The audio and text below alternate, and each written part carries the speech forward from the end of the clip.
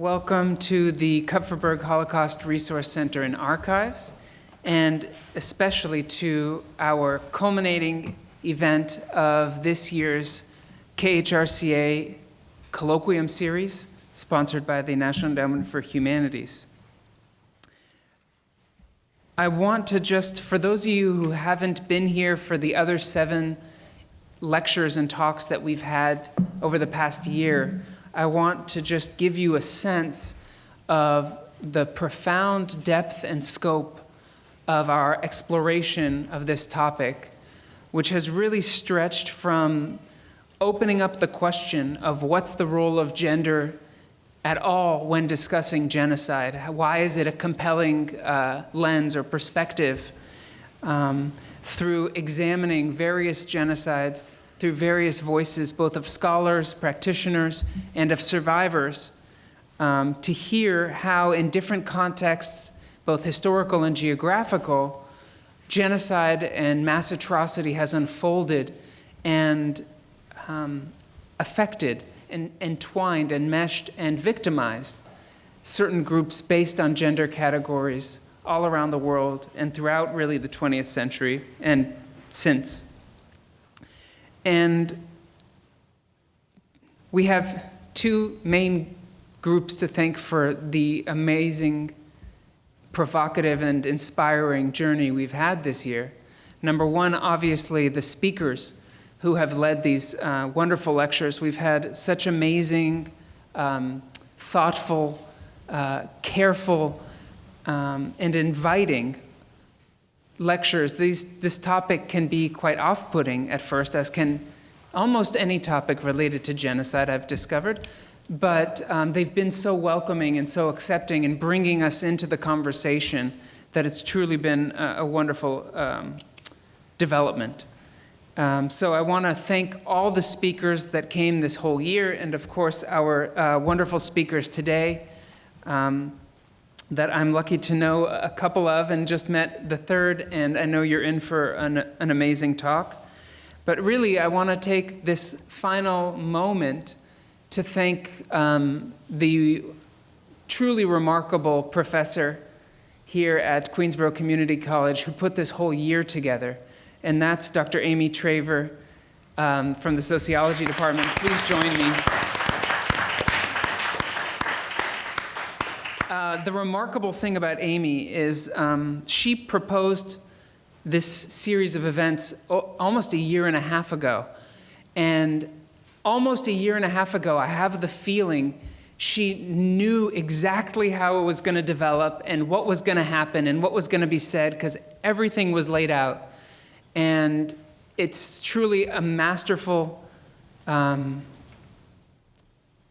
job.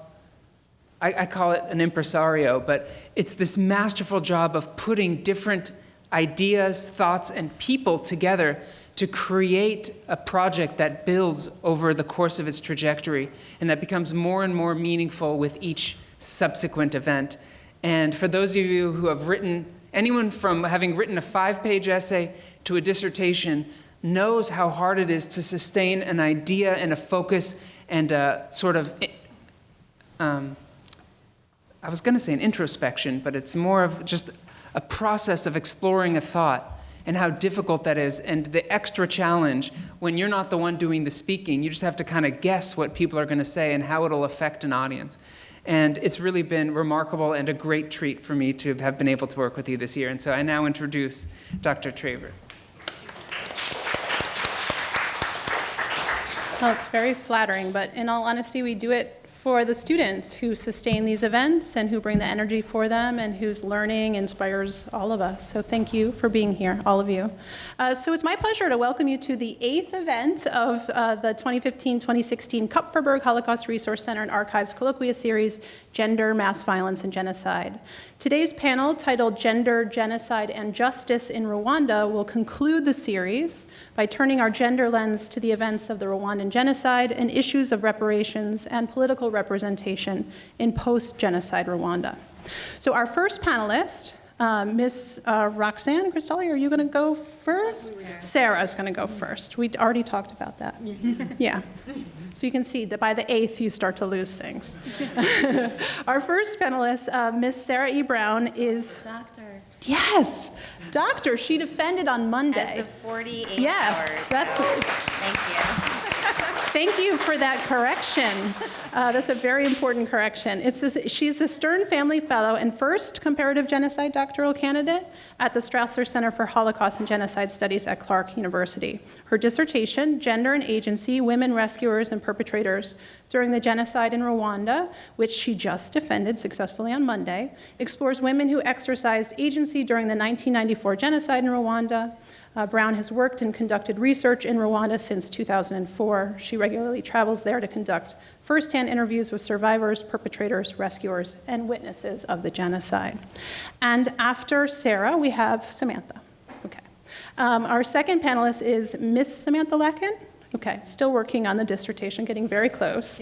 PhD student at the Strassler Center for Holocaust and Genocide Studies at Clark University. She's a Cummings Foundation Fellow. She was a Fulbright Scholar from 2011 to 2012 in Switzerland, where she researched the rescue of Jewish children to Switzerland during World War II. She has also worked in Rwanda, conducting independent research on memorialization of genocide and serving as a policy officer in the Department of Research, Policy, and Higher Education at Aegis Trust and the Kigali Genocide Memorial. Lakin has been invited to present her research at the Museum of Tolerance in New York, Yad Vashem in Jerusalem, the International Society of Political Psychology, and the University of London. She was recently a Raphael Lemkin Fellow at the Armenian Genocide Museum Institute in Armenia, and she currently serves on the executive board of the Genocide Survivors Support Network. These are some movers and shakers. Okay, and then our final panelist, Ms. Roxanne Krystalli, is a PhD student at the Fletcher School of Law and Diplomacy and the program manager still of the Humanitarian Evidence Program at the Feinstein International Center, both at Tufts University. Krystalli has served as an advisor and consultant on issues related to gender and conflict for various UN agencies and international organizations. Her current research is focused on the politics of victimhood, and it aims to understand how victims of armed conflict advocate for their rights in the aftermath of violence. Krystalli has been recognized as a PEO International Peace Scholar, an Insight Collaborative Fellow, an Ogunti featured social innovator, and recipient of a Presidential Award for Leadership and Service. She was also recognized as an invited speaker at TEDx Guatemala. Very cool. So in advance of today's presentations, please join me in thanking our panelists for their generosity of time and expertise. Thank you. Okay, guys, thank you so much, and thank you to the organizers, to Amy, and to the center for hosting us. This is just, you guys have a phenomenal center here. You're very, very fortunate. I hope you guys realize that. This is just, I just went through the exhibit. It's phenomenal here. So today I'm going to be speaking to you about Rwandan women, women during the genocide in Rwanda. Real quick, just so that we... It's not working. Okay, so first and foremost, where is Rwanda? I was going to use the clicker to point out, but if you can see here, Rwanda is this tiny little country right here. It is right in the middle of Central Africa. It is smaller than the state of Maryland, covering less than 10,000 square miles. And within this tiny country today, there live nearly 10 million people. It is one of the most densely populated countries in the world. And back in 1994, which is the period that I'm going to speak about, there were about 7 million people living there. Now, there is the story that every day, the local legend has it, that every day God roams the earth, but at night he goes and sleeps in Rwanda. Rwanda is a stunning country that is comprised of over 1,000 hills. That is not an exaggeration. And it is surrounded on all sides by an interesting population. To the north, we have Uganda. To the west, we have Tanzania. To the south, we have Burundi, and to the east, we have the Democratic Republic of the Congo.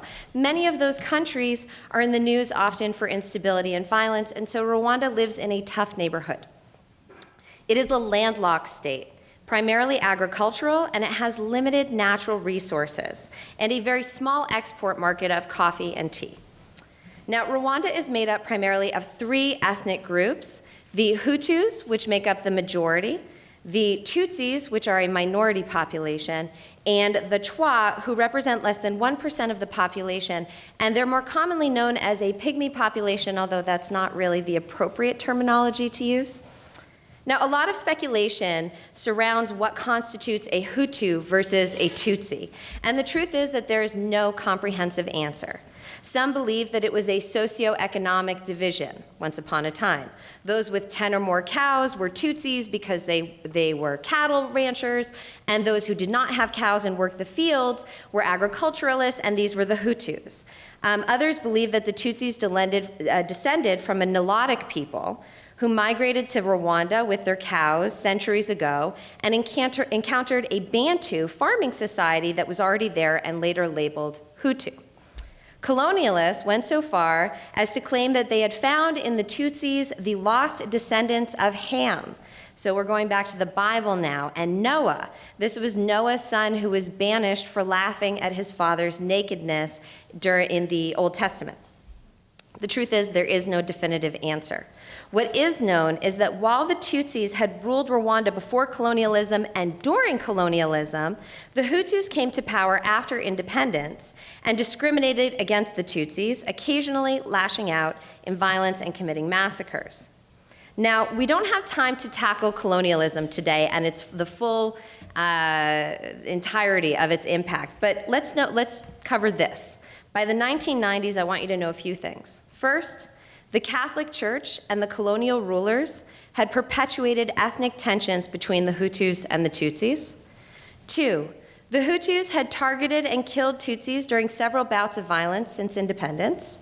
Three, there was a military dictator ruling Rwanda before the genocide in 1994. Four, Tutsi refugees who had fled during different cycles of violence were now living on the borders of the country, most notably in Uganda, which was to the north in this map. And lastly, Hutus and Tutsis in Rwanda, throughout all of this period, shared the same culture, the same religion, the same language, and eventually the same nationality. Do you mind moving on to the next slide? On the evening of April 6, 1994, a private jet carrying President Juvenal Habyarimana, then president of Rwanda, began its descent into Kigali, Rwanda. As the plane approached the international airport, it was shot out of the sky and crashed into the presidential compound, killing everyone on board, including Rwanda's president. Thank you. Yes, it works. Okay. Immediately, the army and their newly trained Interahamwe killing militias sprang into action. They set up roadblocks around the capital city of Kigali. They distributed lists of influential Rwandans marked for murder, most of them Tutsis, but also including some Hutu political moderates.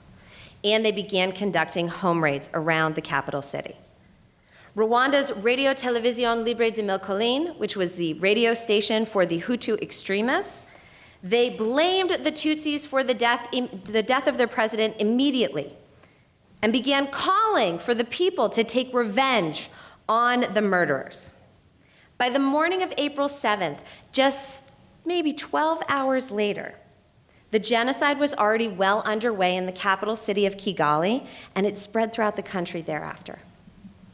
Now, the extremist government that took over in place of the deceased President Habyarimana, the media, and the local leaders, they all came together and they rallied the Hutu people, that majority population, telling them to participate in work. They said, Genda gukora, go and work. And that work was eradicating all of the Tutsis in their area, including, and then they promised them in exchange for this, they said, go out, gukora, go to work. And in exchange, you can take their property, you can take their cattle, and you can even take their wives. Now, there are those who believe that the Rwandan genocide began spontaneously with the shooting down of the president's plane, and that it was an unexpected reaction to the assassination of the president. In fact, the genocide was very carefully planned by extremist elements in the country and in the government who were unwilling to transition to a multi-party democracy. And they did not want to share their power with the Tutsi minority. And so the details of the planning can be seen in the execution of the genocide. Again, overnight, the capital city was transformed. And in the days just before the genocide, that same extremist radio station that I was just telling you about, RTLM radio, they kept repeatedly warning that something, a kanu, something ominous was coming. Over the course of the next 100 days, Rwanda experienced what is known as the fastest genocide in history. Under the cover of a war with the RPF, which was a Tutsi rebel group located in the north. Now remember what I was saying to you before. Many Tutsi refugees had fled to the north during different cycles of violence since Rwanda's independence. Some of them had gathered in the north in Uganda, and they had formed a rebel group that began fighting with the Hutu government in Rwanda in 1990. And so they sprang into action when the genocide began. And so under cover of this civil war, extremists hunted, tortured, raped, and murdered at least 900,000 Tutsis and Hutu moderates as part of an orchestrated genocide in Rwanda. Now I say, and it's tough to estimate here, I say at least 900,000, and that is because the truth is we may never know exactly how many people died during this genocide. They are still uncovering mass graves, and many of the bodies were dumped into bodies of water, and the deceased floated away. And so the estimates range between 800,000 and 1.2 million. I say that at least 900,000. So just know that there's a discussion about that actual number. The violence was intimate and up close, and people were massacred mostly using basic farm tools, machetes and spiked clubs. If you were wealthy enough to pay the extremists, you could pay them for a bullet, and they would shoot you instead to spare you the suffering. In the end, the international community stood by and did nothing, and the RPF rebel group were the ones that ended the genocide 100 days later and began the long process of reconstructing and rehabilitating Rwanda. Now, my area of specialization is women who participated in the 1994 genocide. This may surprise some of you.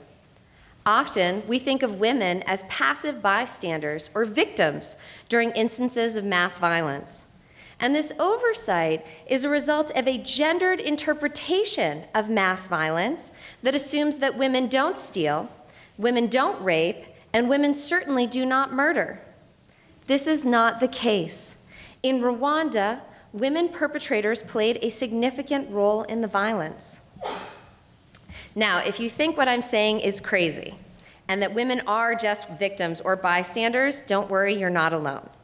Thanks to this invisible gendered lens, most scholars, humanitarians, and interested individuals who study the genocide in Rwanda see men as perpetrators or victims, and women as victims or bystanders. Despite extensive documentation, the role of women, an elemental component of the genocide in Rwanda, is rarely mentioned in the popular narrative, even in Rwanda. As a result, a masculinized interpretation of conflict that often denies women a role in the violence, aside from that of victim or bystander, is perpetuated. And it is true, many women did suffer horrific abuses and became victims of torture during the genocide in Rwanda. However, this gender-based characterization of women is inaccurate and it is incomplete. Now, 1994 Rwanda, it was a tough place to be a woman. There was a deeply entrenched patriarchal system that was present. And this system was pervasive in public and private spheres and enshrined in law. For example, women were not allowed to inherit property.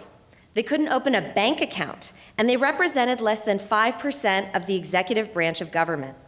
There were just 2 women in the upper echelons of the government, one who became a major perpetrator during the genocide, and the other who was a political moderate who was murdered the day the genocide began on April 7th. And so when the extremist government, the media, and the local leadership encouraged and mobilized women, yes, women, to participate in the violence in 1994, they employed strategies that appealed to women's gendered and subordinate role in society. These mobilizations efforts were devised in order to ensure that a woman's ethnicity would serve as her primary shared identity and not her gender or her sex. Now, mobilization was, I'm putting a lot of language up there. Don't worry just yet about that, but we will get to it. Mobilization was prevalent all over the country. Extremists were trying to convince men and women alike to participate in the genocide, and they were effective. Think about it. The majority of perpetrators in Rwanda are remarkably average in terms of age, level of education, marital status, number of children, and prior history of violence. There were very few psychopaths. And that's scary, thinking of killers as ordinary people. But history has shown that time and again, it is ordinary people who, in extraordinary circumstances, resort to extreme depravity. And to be fair, also some instances of extreme heroism. Now, I've conducted over 75 interviews in Rwanda. And one of the things that many of the people talked about was this fear that was pervasive all over Rwanda during the genocide. Fear, shouting, running, gunfire, killing, chaos. These were all terms that came up over and over again in my interviews. And so I believe that the most important mobilizing tool in Rwanda was fear. And I want to give you an example. Before and during the genocide, there was a popular print publication known as Kangura, and it served as the mouthpiece for the Hutu extremists. As early as 1990, they were teaching people to hate. They published back then the Hutu 10 Commandments, which were meant to invoke religious doctrine in a country that was over 90% Christian.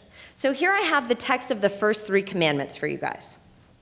The first 3 commandments each contain mobilizing rhetoric aimed specifically at women or about them.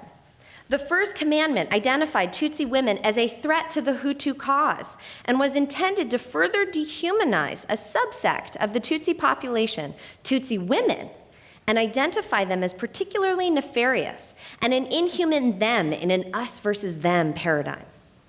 The second commandment praised the virtues of Hutu women and offered a positive identification of the us group, Hutus, and more specifically, Hutu women. And the third commandment encouraged Hutu women to be vigilant and make their men see reason, thereby sanctioning their standing up to their men. This is something that is socially and culturally not allowed in Rwanda up until now. These commandments were not lost on Hutu women. They were being taught to view Tutsi women as a threat and to think about taking action against their men, standing up to their men, something that they had not been allowed to do. For this was, in a way, revolutionary for Hutu women. Now, here's another example. RTLM Radio, the same radio station that I mentioned before. They would regularly read aloud these Hutu 10 Commandments for those who were not able to read back then. Popular among men and women alike was one particular radio broadcaster named Valerie Bemeriki. As one of the few women who had gained entry into the male-dominated sphere of radio, Bemeriki became a role model for Hutu women and also a galvanizing force for Hutu men who did not want to appear to be leading from behind.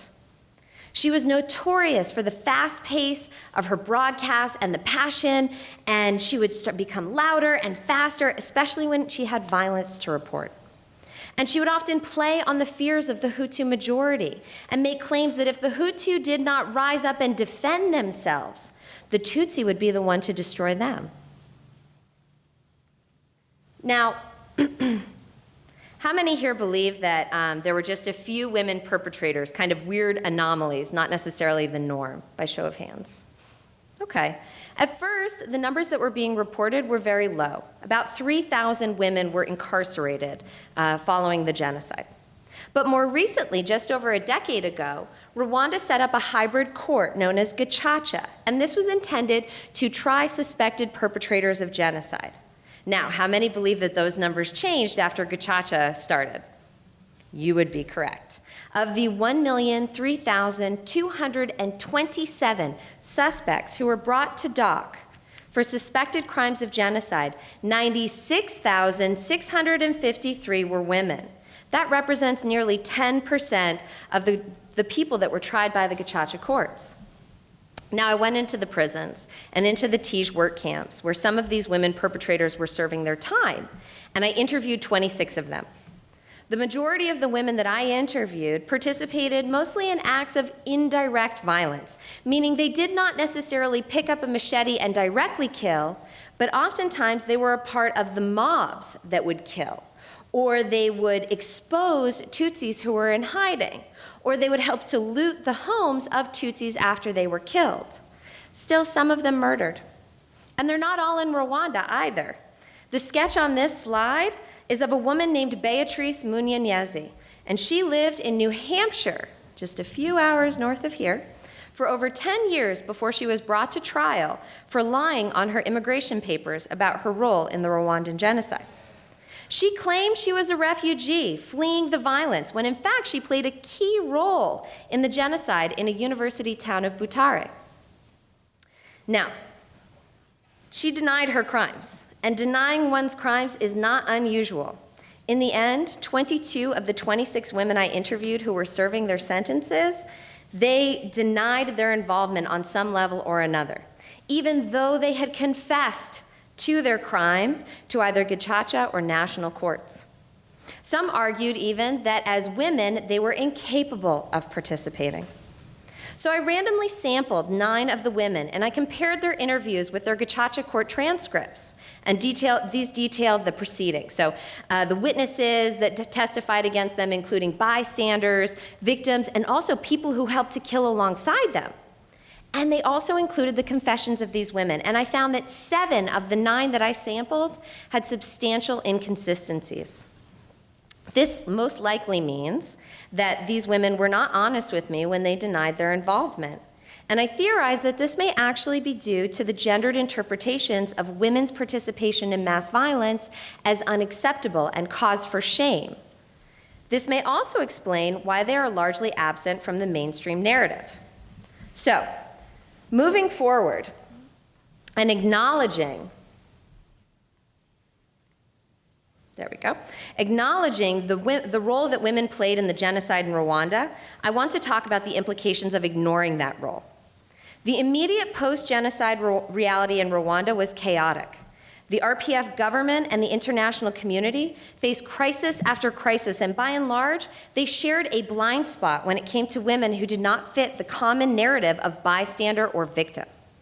As a result, unlike many men perpetrators who were held in jails throughout the country after the genocide, many women perpetrators rejoined society and resumed their lives and worked as though they had committed no crimes.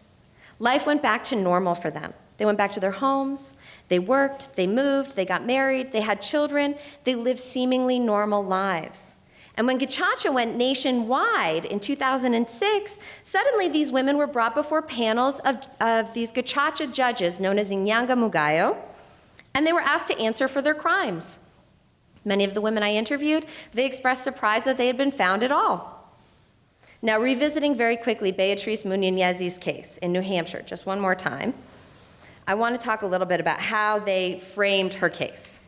Rather than challenge the accusations of the prosecution head-on, Munyenyezi's defense asserted that as a woman and a mother, she was incapable of committing mass murder.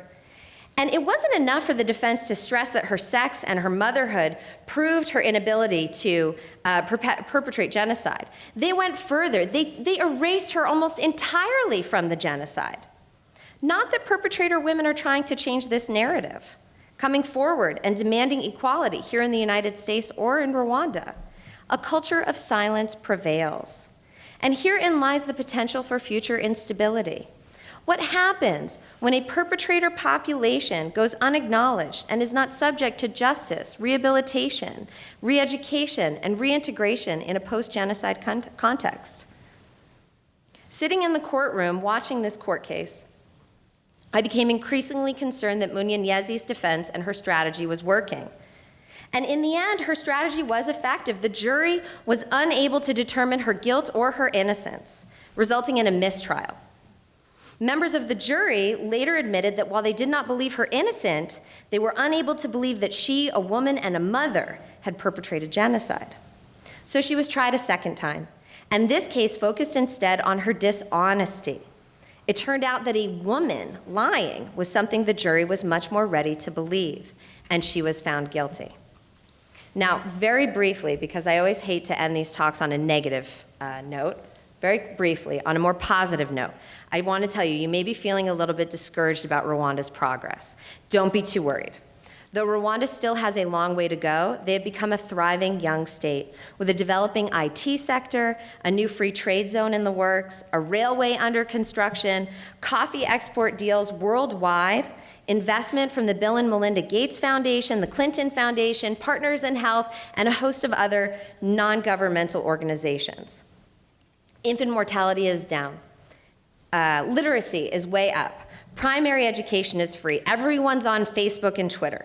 And the number of people who graduated from university between 1962 and 1994 is now less than the number of graduates who graduate every year from Rwanda's over a dozen universities. And Rwanda leads the way with respect to women's empowerment, becoming the first country in the world, not the Scandinavian countries, Rwanda, the first country in the world to elect a women majority parliament in 2008. So Rwanda faces some major challenges ahead, but don't worry.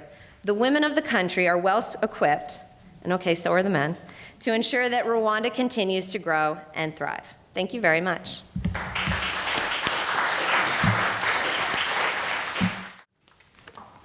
Hi, good afternoon, everyone.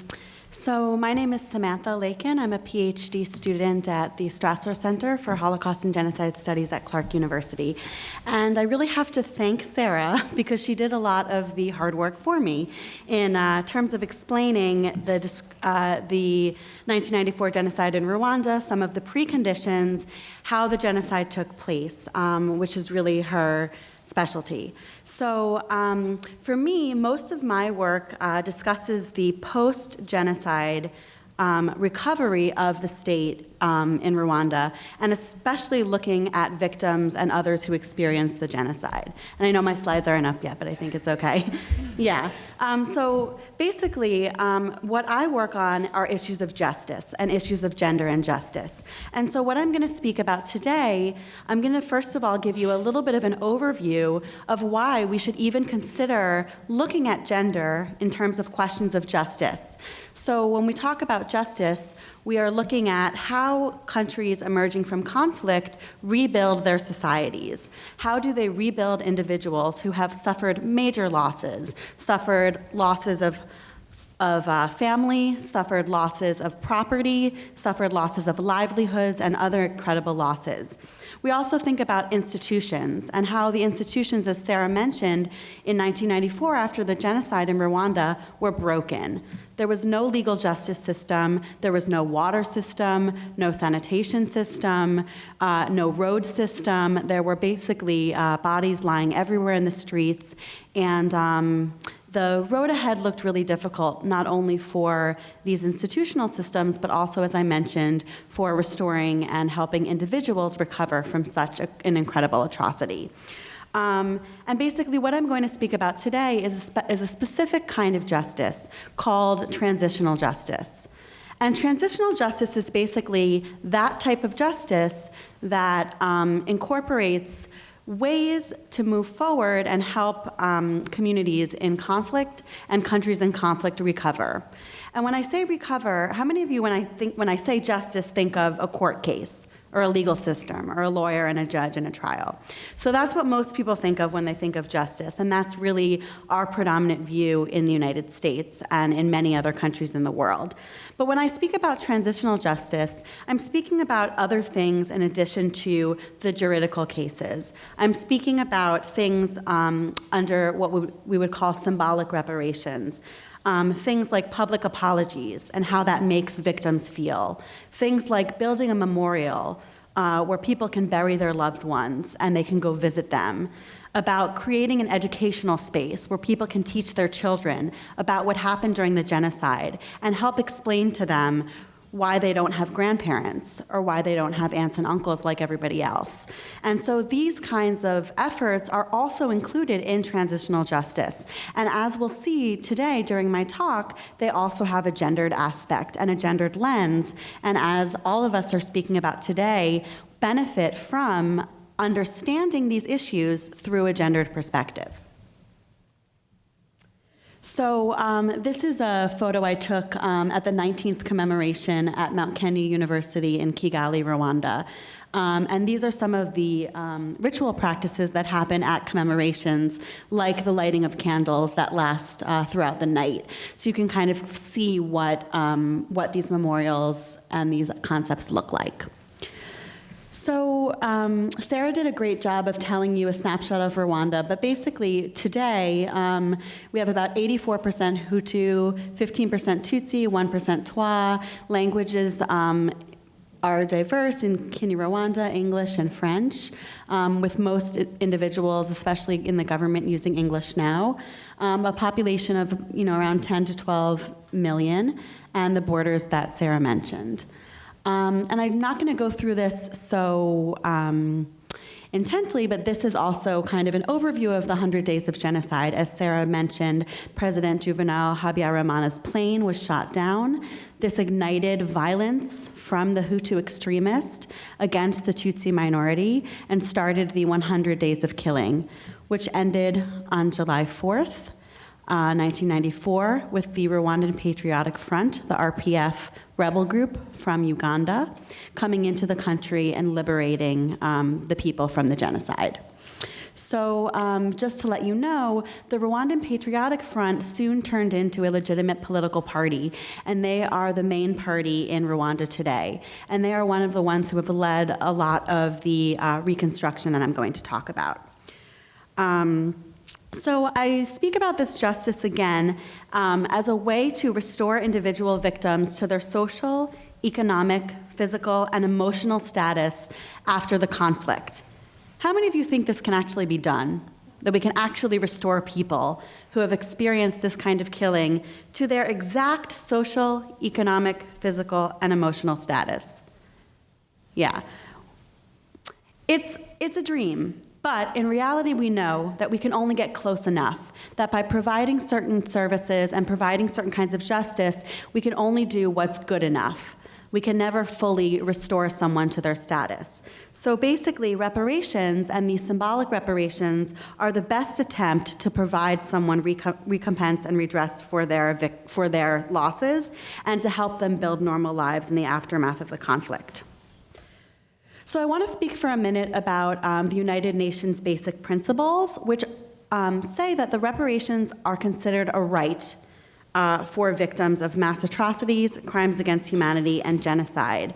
And once again, in the aftermath of conflict and mass atrocities and genocide, and this did take place in Rwanda, states have the opportunity to review and reform their systems and policies to make sure that they're not harming a certain group anymore. And reparations programs may seek to address the causes and consequences of wartime violence, and they are able to promote gender equality, non-discrimination, and victim participation and empowerment. And these can have very transformative effects on victims, communities, and the states in which they live.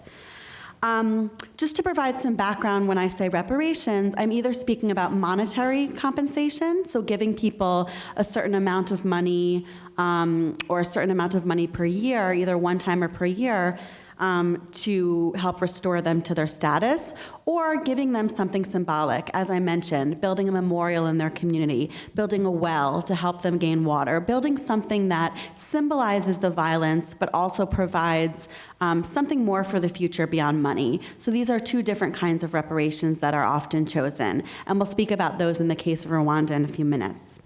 So since the Holocaust, Germany provided the first attempt at massive reparations paid to the State of Israel for the harms experienced by Jews during the Holocaust at the hands of the Nazis in Germany. And many non-state actors, victims groups were involved in creating and pushing for these reparations. And so we do see that reparations have become a norm or something that can and should happen in state policy in the aftermath of crimes. So, as I mentioned, reparations initiatives can be designed in many ways. They may include financial compensation to individuals or groups, guarantees of non-repetition, social services like healthcare or education, and also symbolic measures like formal apologies, public commemorations, or memorialization.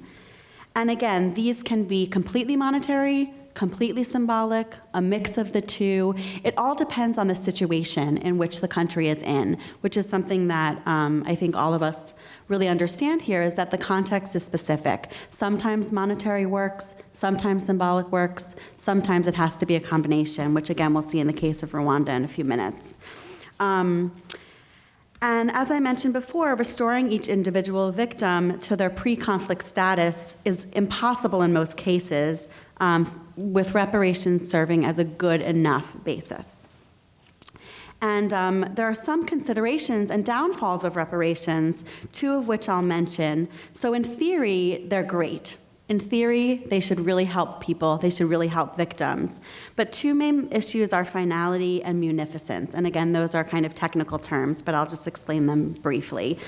First, when victims accept reparations, they may feel that they're closing the door to other demands for justice, saying, if we received reparations, what else can we ask for? People are going to say, we already got what we asked for. Can we ask for anything else in terms of healthcare, in terms of education services, in terms of livelihoods, development, or any other kind of assistance? And second is munificence. Is it enough?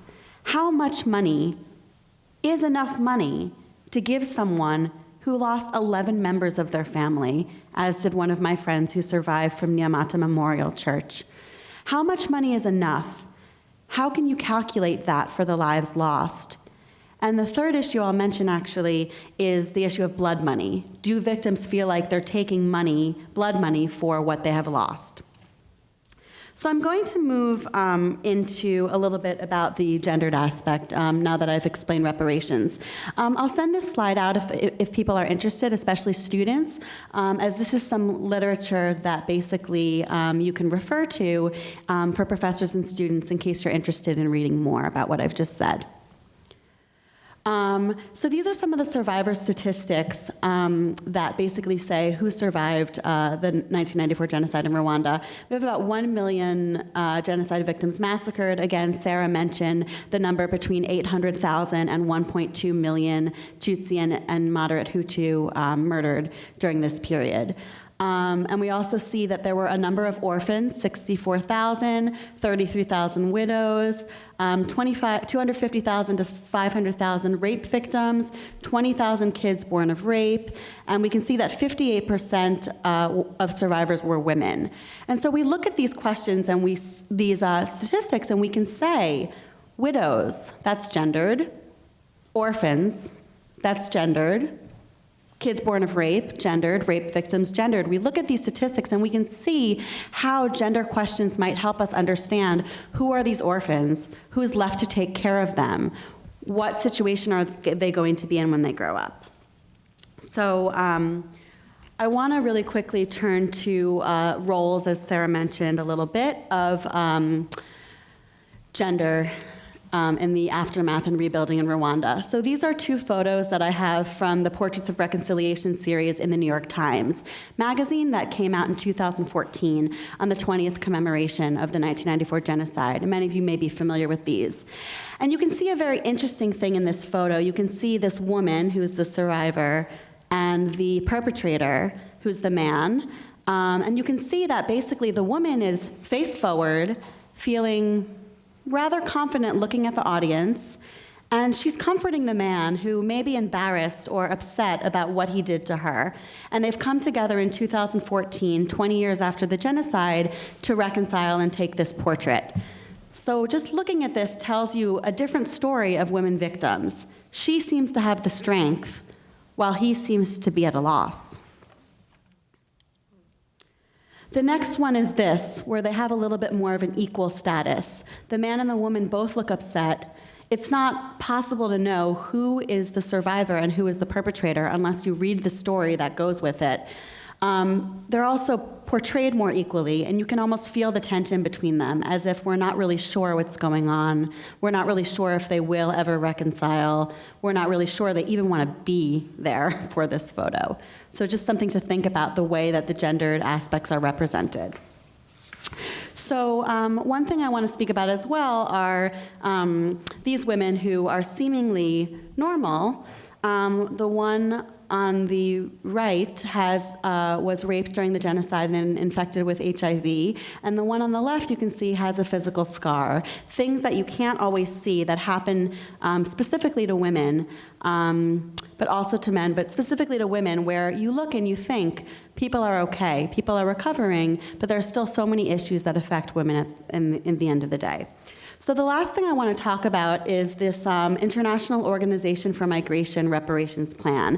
And basically, I'm going to use this as a very small case study to show why gender analysis and looking with a gendered lens at a policy plan like the International Organization for Migration Reparations Plan can help us make sure that women are not marginalized by these processes, by these rebuilding processes, as I mentioned earlier. So the International Organization on Migration basically conducted a report entitled Rwanda Reparations Assessment Study, Realizing the Right to Reparations of Survivors for the 1994 Genocide Against the Tutsi. And this was conducted in 2014 between the government of Rwanda and the International Organization on Migration.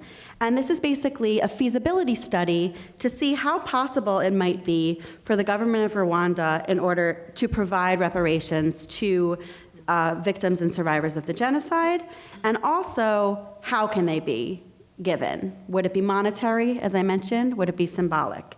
And the IOM report does not specifically adopt a gender-sensitive lens yet. And so I have two main suggestions in this small analysis of how the IOM report can go about adopting a gender-based understanding, basically.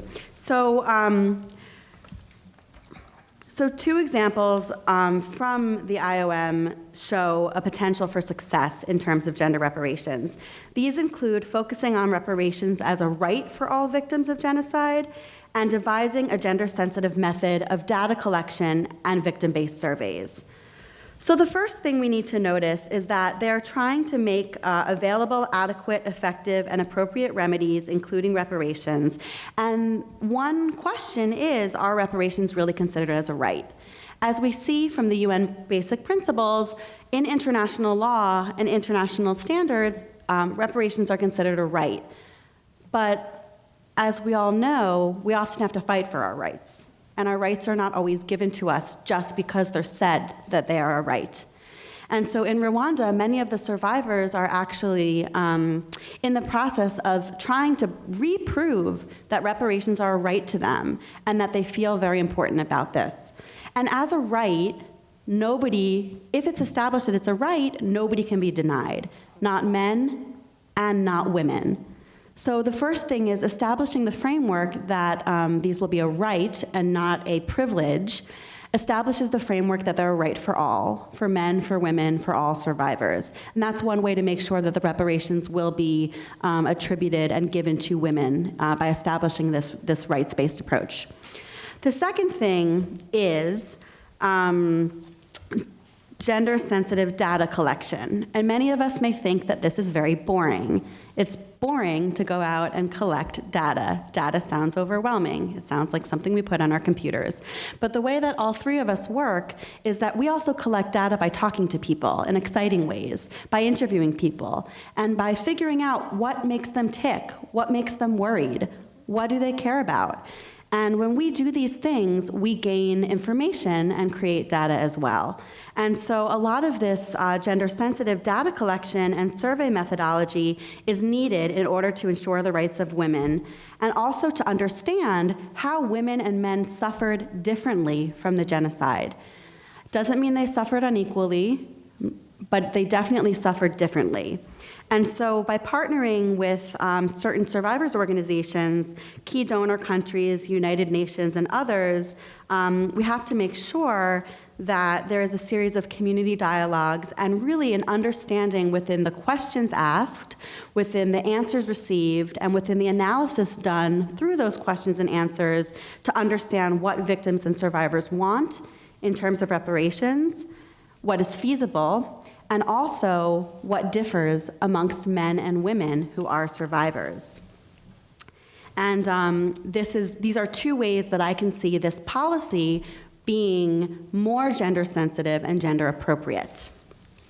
So I'm going to go on to a few conclusions. As you see, we all ask from the famous feminist scholar, Professor Dr. Cynthia Enlow, where are the women?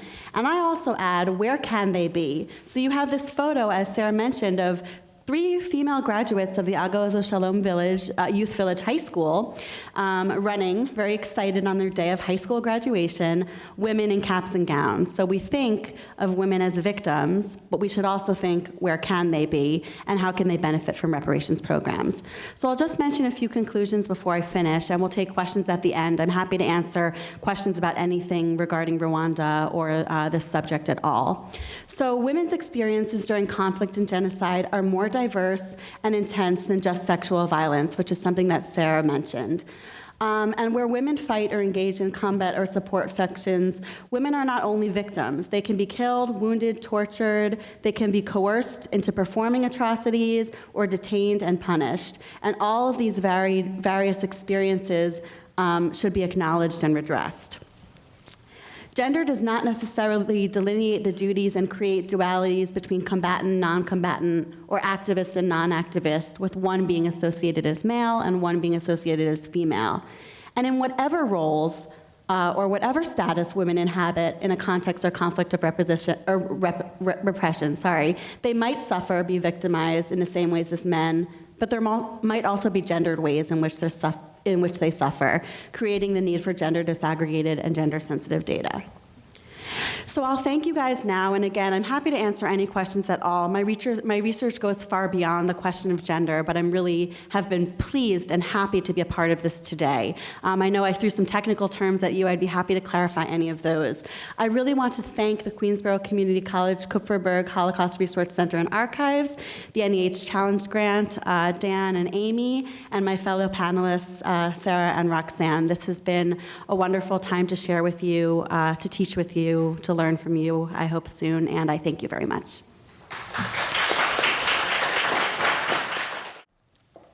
Hello, everyone. My name is Roxanne Krystalli. I'm a PhD candidate at the Fletcher School of Law and Diplomacy and the manager of the Humanitarian Evidence Program at the Feinstein International Center, and it's a real treat to be here. Thank you for being here. Thank you to Amy and Dan, and thank you to Sara and Samantha for having provided such a rich discussion. As the final speaker of the final event, I have the overwhelming task and privilege of pulling out some unifying themes. What is it that we gain when we think about gender and violence, either on the perpetrator side, as Sara talked about, or on the victim side, as Samantha talked about? And what is it that we gain when we think comparatively? My own research at the moment is in Colombia, in Latin America. I've also worked in East Africa, the Middle East. I've worked in Guatemala and Mexico and other contexts. And I'm curious about, do these insights travel? Is there something that we can learn in one place that we can apply to another? And so I will pull out insights from my current research in Latin America, and in the Q&A, we can talk about what is similar and what is different across our cases.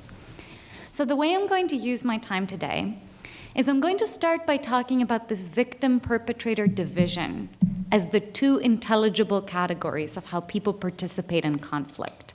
They're essentially pitted in opposition to each other. You're either a victim or a perpetrator.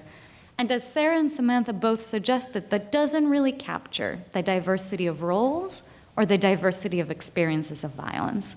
And so I will talk about what is it that we miss when we narrowly think about conflict as composed of victims and perpetrators, and how is that limited in terms of its own gender analysis. Then the next thing I will do is attempt to answer the question that I'm most frequently asked. Some of my research is on female combatants in the FARC, the Revolutionary Armed Forces of Colombia. They're a non-state armed group, a guerrilla group in Colombia.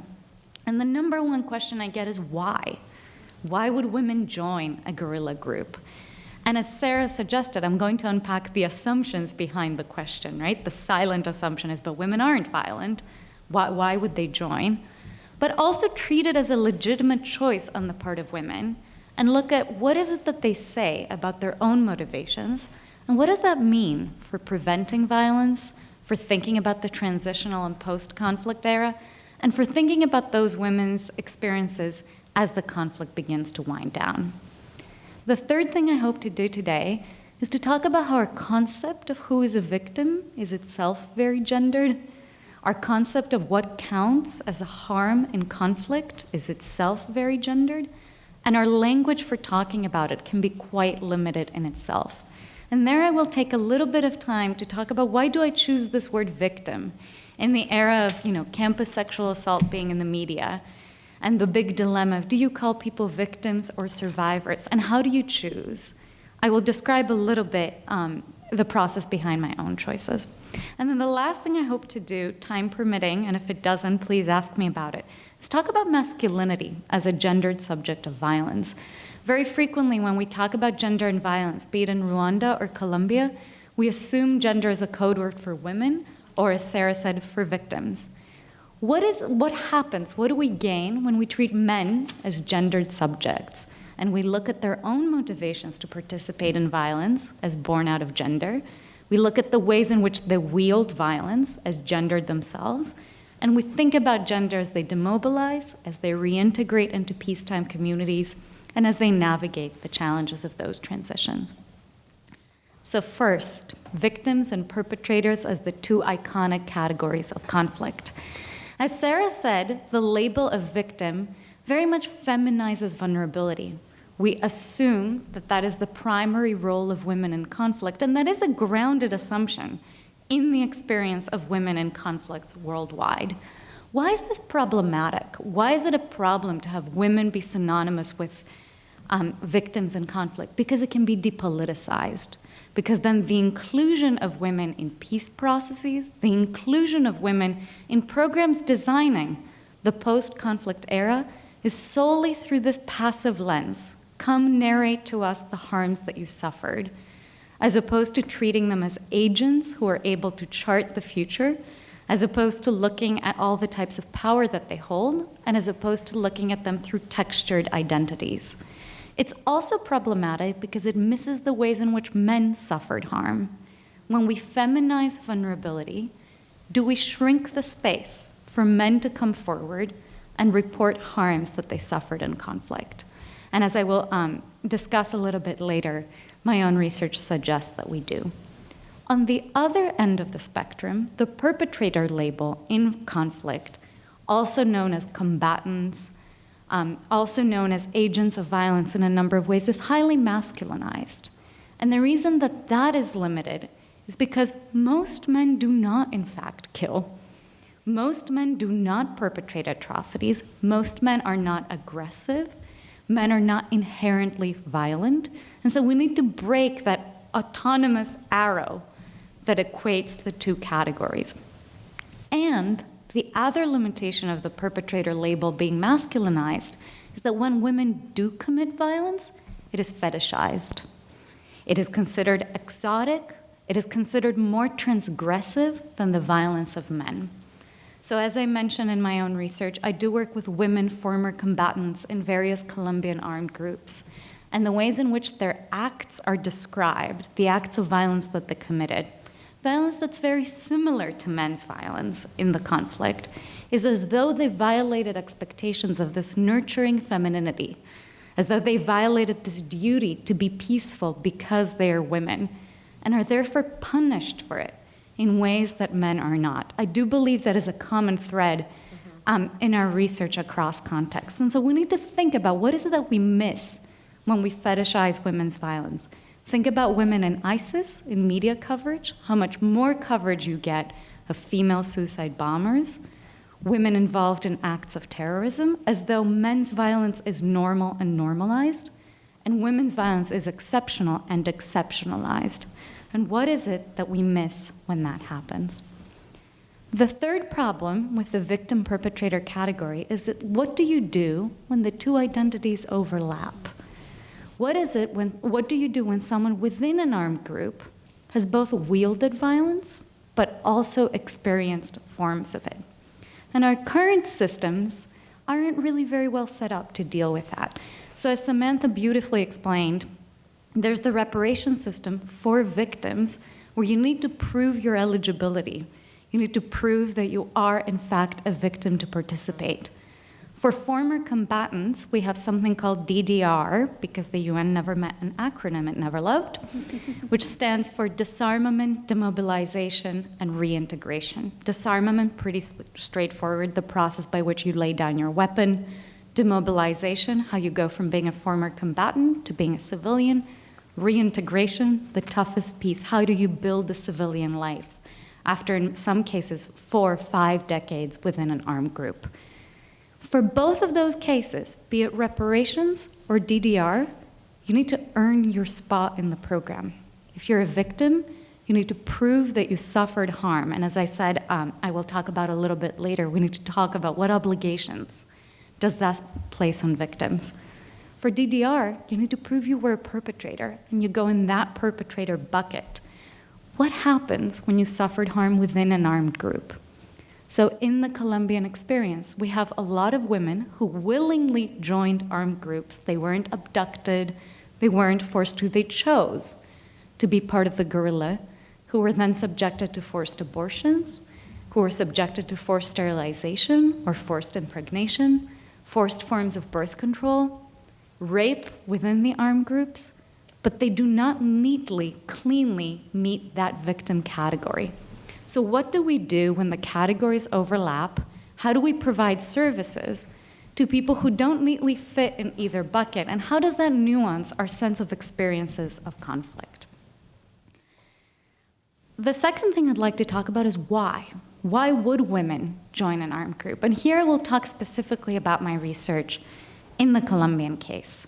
The number one myth is that most women are abducted or forced to join an armed group, particularly as girls. So I'm sure you've all heard of child soldiers, and that is very much part of the narrative of conflict, especially when you look at cases such as Sierra Leone, Sri Lanka, northern Uganda. Some women and girls are indeed abducted into armed groups, and so the fact that they participate in them should not be mistaken for, oh, they chose this, and this is the vision that they had for their lives.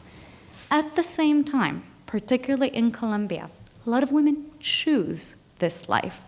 They opt into the armed group. And I'd like to look at what is it that they tell us about this. And of course, there are massive biases, as both Sara and Samantha hinted, at what story do people tell about their lives as the conflict winds down or as they're in this transitional process. And I'm happy to talk about the methodology of this in the Q&A.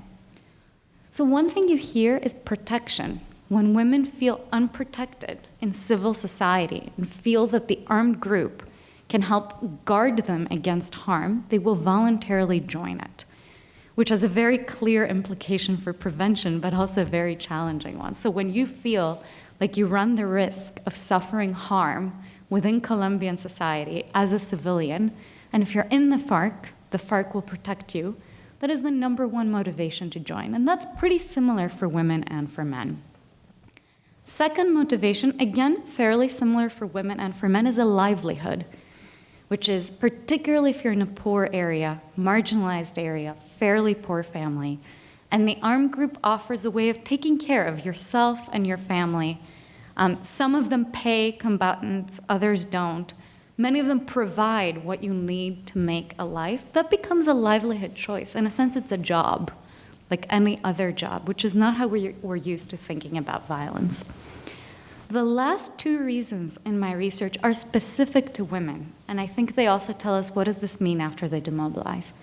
The third is women who had experienced family violence, not conflict-related sexual violence, not women who were raped by another actor in the conflict, women who had experienced incest, domestic violence, and so on. And there, the armed group felt like a safer haven than the environment from which they were coming. What's interesting, and again, thinking about masculinity, is when women experience conflict-related violence. So for example, if your sister was raped by an armed group, that's a big motivation for men to join.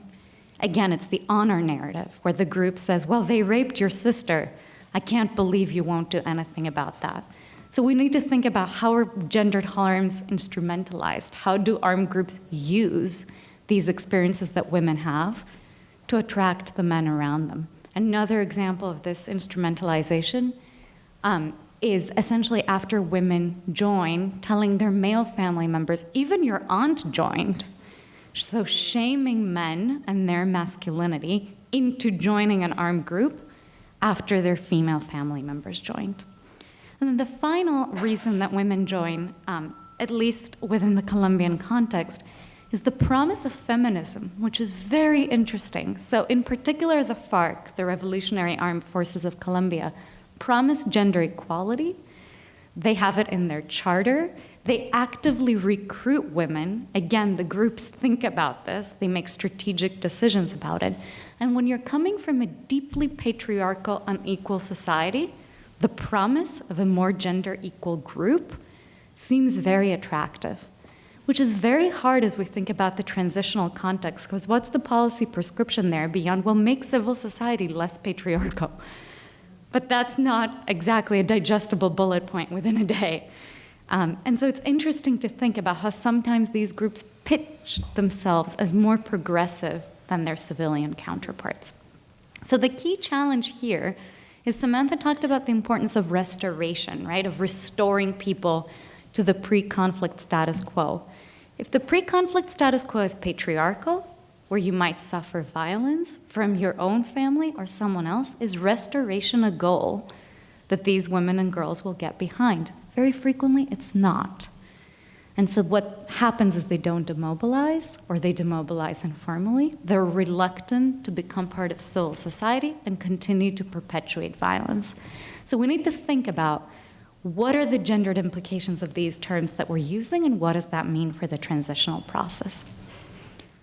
My second big category, victims and gendered harm. One of the plights of working on mass atrocities, particularly as an ethnographer who doesn't do a lot of quantitative research, is what we call the tyranny of the standard of killing. What is measured in conflict is death.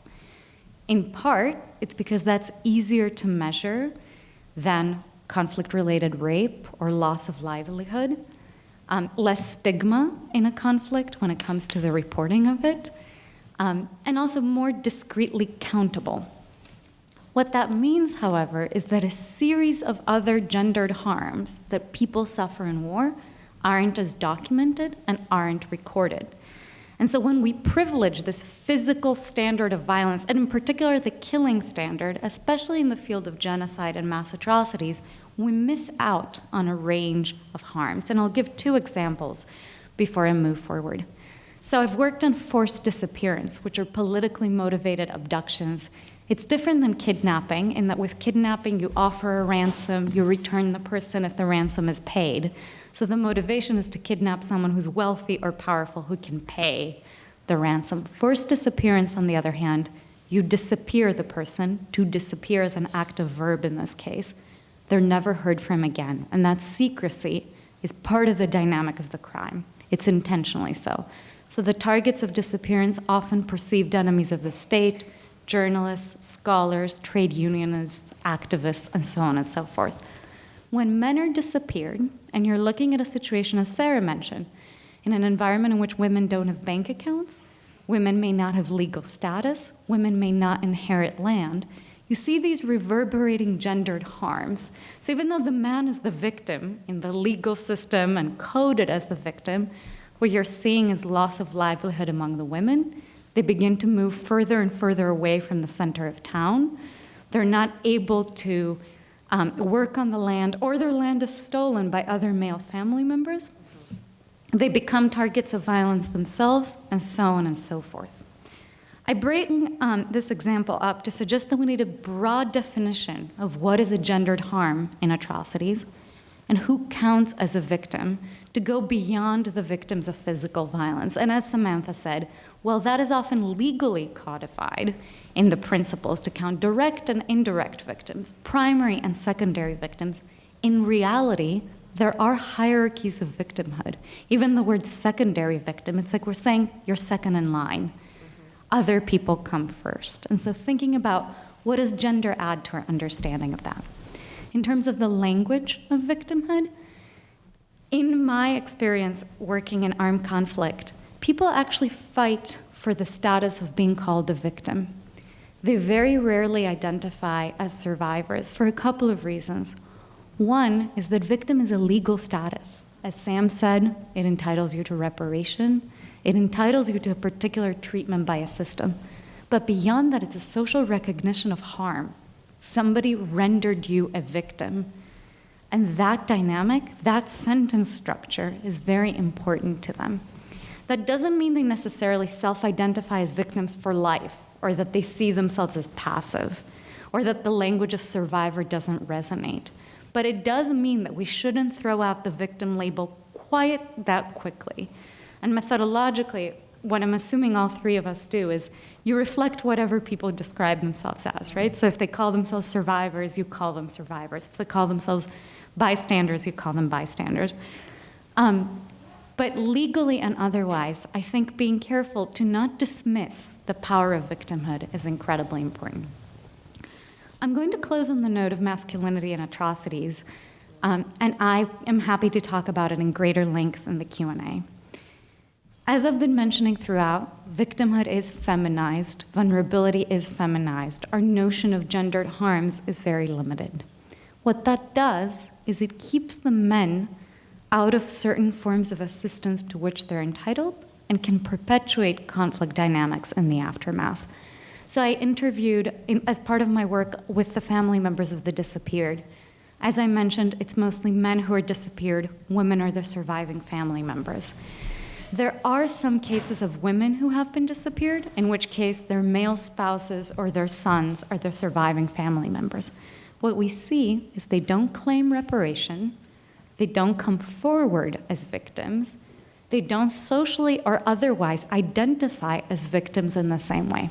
So I became curious about why. And they say a couple of things. When I ask, well, why don't you join the victims groups? Victims groups are victims associations, civil society, activist groups that ensure that people are accompanied through this process that Samantha described of reparation. And they say, because they're full of crying women. And they're not being discriminatory. It's just that victimhood is feminized. And as a man in transitional Colombia who needs to protect a particular status of masculinity, joining a victims group is more harmful to him than forsaking the benefits that come from it. And that's a challenge for us. How do we rethink gendered spaces of support? How do we think about the sites and spaces of victimhood and the contestations of masculinity around that? And then the second dimension of masculinity and atrocities that I would like to close on is this narrative of what happens to people after they demobilize and how do they reestablish a peaceful masculinity.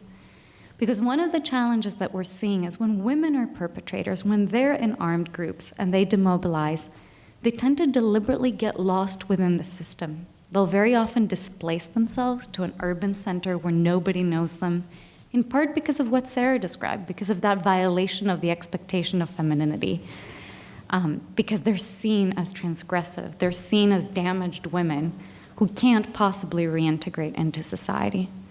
For the men, things are a little more complex because their violence is normalized. Just having been a combatant in the Colombian armed conflict in itself doesn't necessarily mean very much. And at the same time, they're having trouble finding work because who wants to employ a former combatant? They're having trouble getting remarried. Again, marriage status is very important. So what happens when they fail to acquire that for them? And what do you think happens after? They become recruitable to new armed groups. They become recruitable to gangs or the equivalent of criminal groups that are not quite the guerrilla they came from, but the next generation of violence. So until we think about how do we reconstruct masculinity in the aftermath, this contested masculinity in transition, I don't think we will be able to properly rethink disarmament, demobilization, and reintegration and its gendered implications. Thank you for listening. We're very excited to be here. It's been a real treat to be part of the conversation, and I'm looking forward to your questions.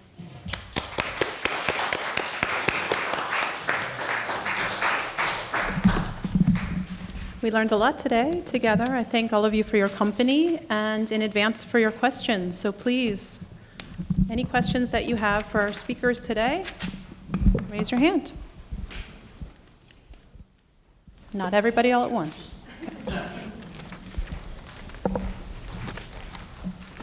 Don't be shy, we don't bite.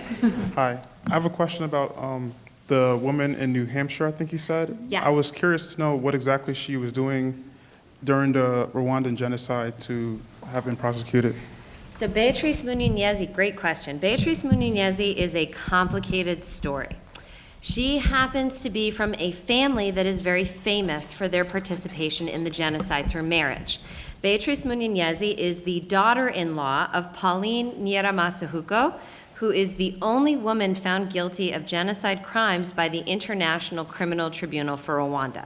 So that's the UN court that was established to try really only the biggest fish, so to speak, from the genocide in Rwanda. And her mother-in-law is the only woman ever found guilty. She also happens to be the wife of Nyiramashuko's son.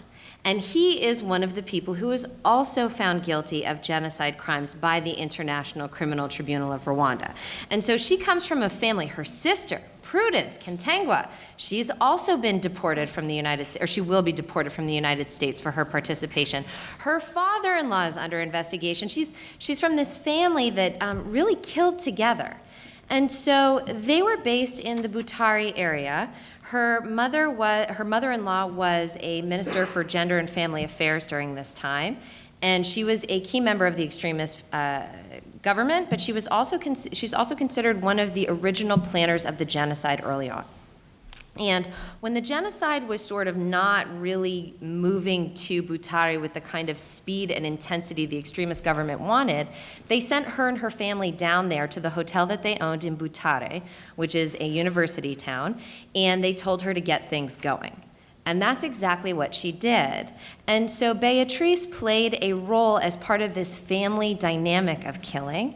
And she was, the prosecution included witnesses who talked about the fact that she would regularly man the roadblock that was outside of their hotel and search IDs, and anyone who was found to be Tutsi, she would send them to the Interahamwe killing militias waiting off to the side, who would kill them and put them in a mass grave that was just beyond the forest behind her hotel. She was also said to be responsible for holding this particular key to the basement. And the basement, and I'm sorry for the gruesomeness of this, but the basement was where they kept Tutsi women locked and imprisoned for gang rape. And she was the one that would unlock and lock the door, and when that door would open, the women knew what was coming. She's also suspected of shooting a nun and a number of other atrocities. But basically, when she came to New Hampshire, she claimed she was a refugee. She received services. She was resettled as part of the United States. The United States, we helped to fund her resettlement. There were a number of charities that got involved in putting her children through school. She, at one point, even declared bankruptcy.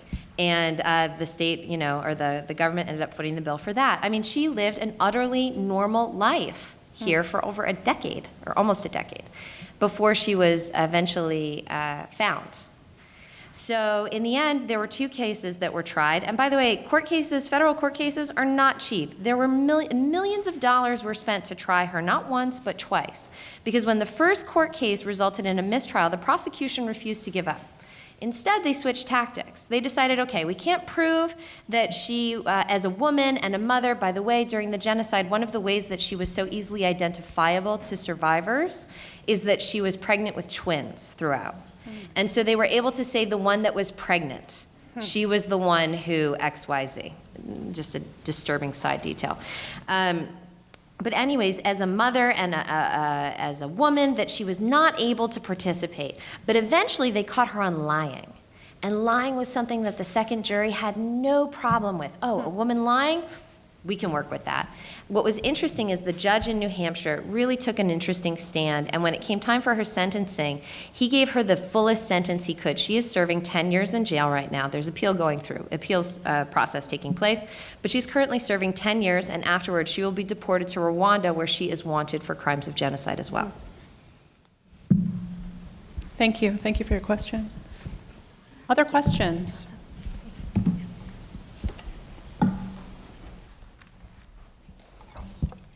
Hi, my question is for Samantha. It says, I know this whole speech is about gender roles, but it says 20,000 kids born of rape. What exactly was done for these kids after? Great. So there's a couple So just to say, the children born of rape during the genocide, so the situation was basically that these women survived the genocide, but they were raped or abducted by members of the Interahamwe or the Hutu extremist militias and army, and they ended up having children in 1994 or 95, right after the genocide. And there's a very interesting question about these children because first of all, there are identity questions. They don't know who their fathers are, and oftentimes the women are stigmatized. They're concerned about divulging that they were raped and had the child out of rape, and many times the children even get angry and say to their mothers, "You're the reason my father's in jail. I heard he's in jail, and you're the reason," because they can't cope with the fact they don't know who they are.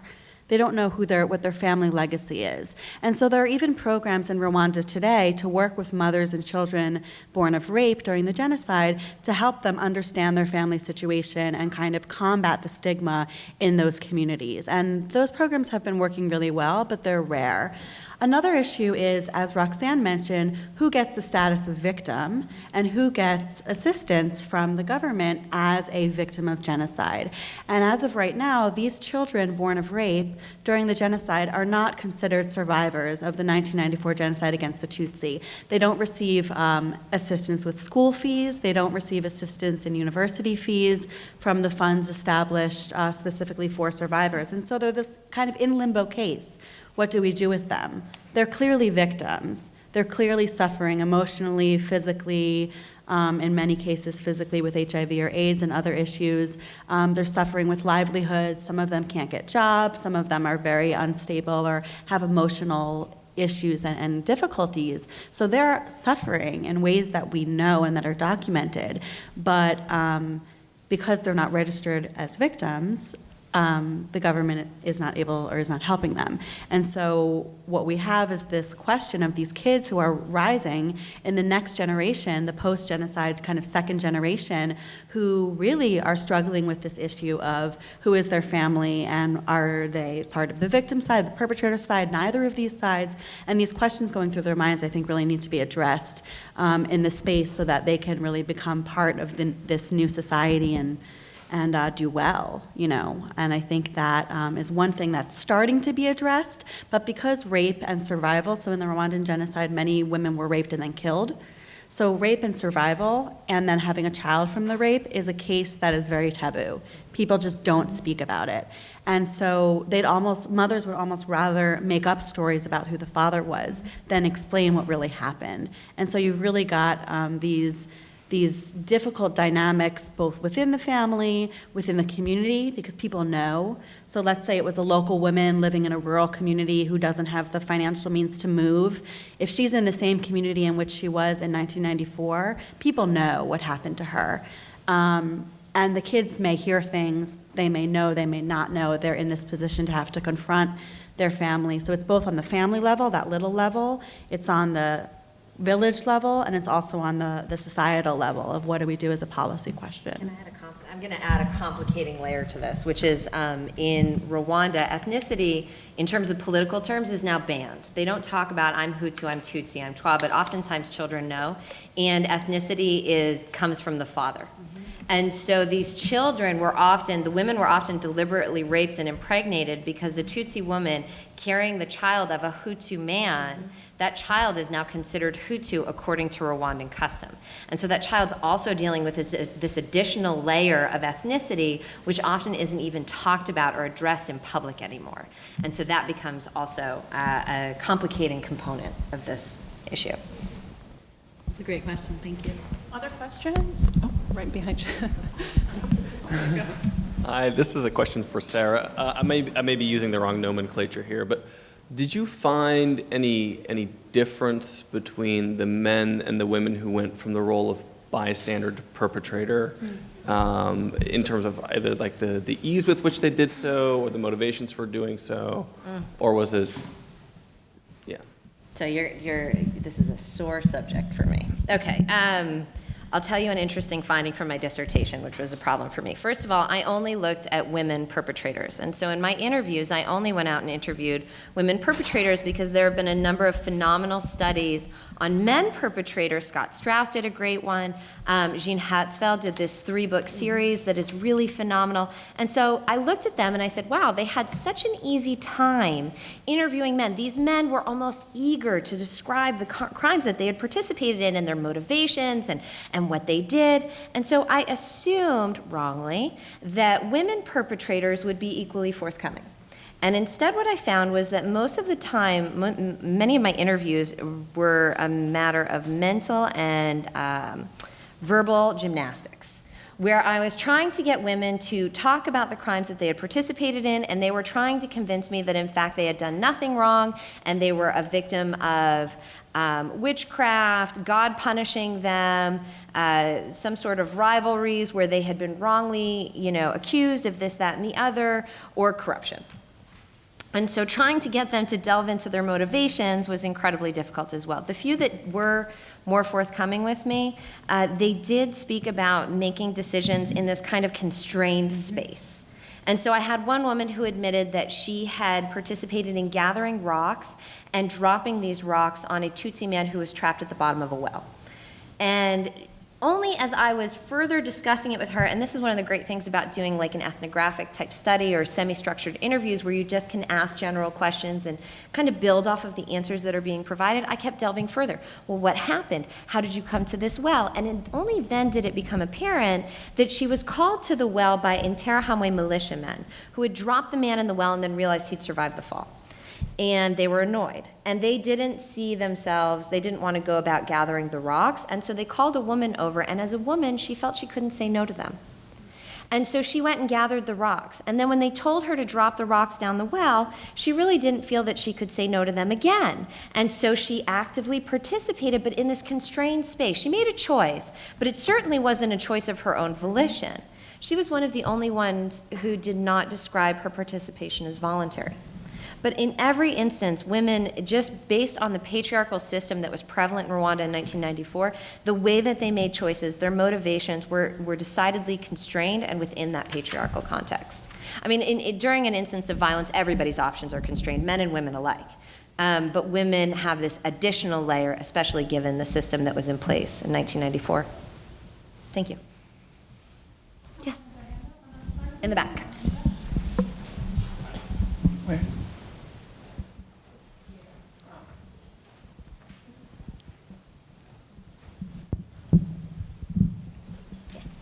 It's more of a general question.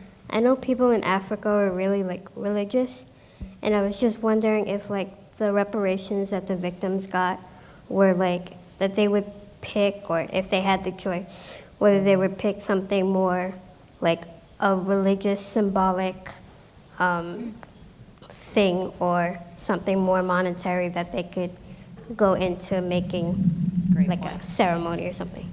Great. So I'm going to provide a really brief answer, and then Roxanne's going to extend on that as well. In Rwanda today, we see over a 90% affiliation with church, with either the Catholic Church or Protestant and other church groups, which is incredibly high. I think it's even over 95%. So alongside the government initiatives for reparations and reconciliation, there have been faith-based and church-based initiatives. So most churches have a group for reconciliation that oversees reconciliation in the parish. And one of the amazing things about the churches in Rwanda is they're mixed between what we would say Hutu and Tutsi, or perpetrators and victims, and other people. It's one of the places where you find the most mixing in all of society of people from that 1994 period. So it's a great place for this to happen. So not only do they take an active role in creating these committees and trying to create reconciliation through their church and their parish, they also promote forgiveness, which is a question in itself, whether that's good or bad and to what extent. I won't get into that. We can talk about that after, but it is a question. And also, it's a great point that At what point does symbolism potentially mean something to people who are higher kind of affiliated with religion? And I think that in Rwanda, there's been a huge push towards symbolic and towards that kind of memory.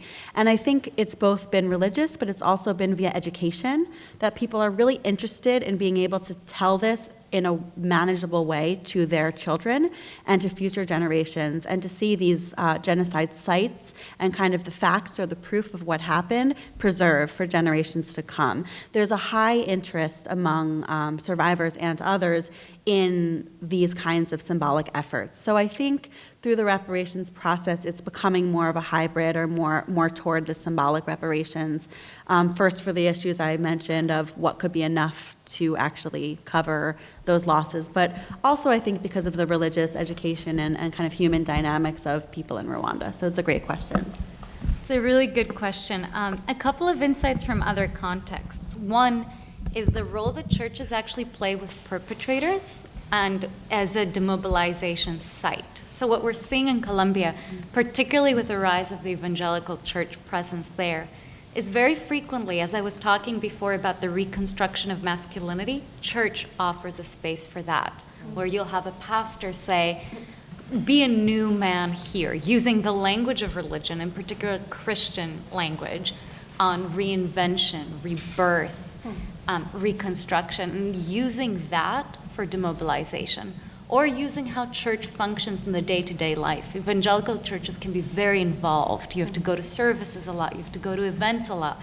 And if you're talking about making people less recruitable to violence, being part of a network of people who check in on you, who demand a lot of your time, makes it less likely to slip through the cracks. So that's one component. The second is the counterpoint to Samantha's that we're seeing in Latin America, so symbolic and collective reparation, which is what you're seeing through these memorials, is very useful. And at the same time, there are populations who think of it as denial, where they basically say, no, actually, I want individual recognition. And that very frequently happens with women. So very often we offer symbolic or collective reparation to victims of rape who don't want to be individually recognized, right? And you can imagine the reasons why not. So that looks like we'll build a road through the village, or we'll build a well, as Sam said. And that's very helpful. What that also does is pressure towards women to forsake the individual reparation for the sake of the village, for the sake of collective reparation. And that's what you're seeing around a lot of these faith-based initiatives, the concern that it becomes another erasure, that it makes the individual experience of harm secondary to the collective one. So it's a mixed bag, and it's a very interesting one. So we're at the end of our time. I imagine there are others with questions, and if I can invite you to ask them personally to the panelists. But if you would forgive me one last question, given that it's the end of the series and you're our final panelist, and you are all at the beginnings of a very esteemed already career. I mean, you're finishing your dissertation, you're about to defend, you're beginning your doctoral programs.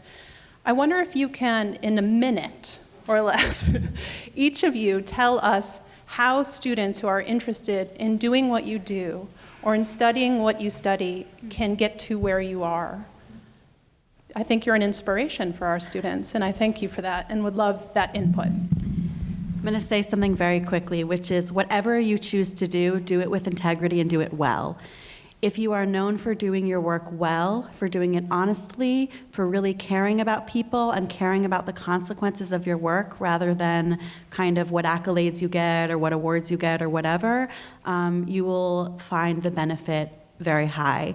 And so when working in different communities, really get to know people and just do your work with the highest integrity and with the most honesty and openness that you possibly can in any situation that you're in. I would say don't let violence be abstract. Very often narratives of violence essentially obscure that it happens to humans by humans. So I would start there. Read human stories, be it in newspapers or elsewhere, of why people choose to commit acts of violence, why they may feel, as Sarah said, compelled to or forced to by circumstances, and then ask ourselves, whom does that leave out? When they talk about people, which people? Is this true for men and women, boys and girls? Who's left out of the story, and have that be your entry point. I'm going to give a much more, you guys gave such flowery ones. I'm going to give you the practical version, I guess. I'll just tell you that I was a junior when I first went to Rwanda. I just happened to get really lucky, and I scored an internship where I spent 7 weeks in Rwanda with a startup nonprofit that was willing to take a bet on an undergrad. And so I encourage you guys to seek alternatives. I mean, at the same time that you're learning the theoretical and you're in the classrooms and you're doing all these amazing things, find opportunities to put it into practice through volunteer options, internships, because that internship, I by chance happened to meet someone who was working for a really cool NGO out in Rwanda. And I said, hey, can I ride along one day and just see the work that you do in the camps? He was working in these camps that were housing Congolese refugees at the time, and he said, sure, come along. And that organization is the one that I got a contract with afterwards, after I graduated. And I spent a year in Tanzania, and from there I made contacts. And each time I made contacts and had new opportunities, I was always at the same time doing volunteer work, doing extra things in my evenings, joining different groups. If you're interested in something, find the group in your area that's also interested in that. And for me, again, it all starts in your undergrad years. So you guys can do amazing things from here out. And learn a language. That's Oh, geez. Yeah, starting. I agree. It's hard. Thank you guys very much. Thank you.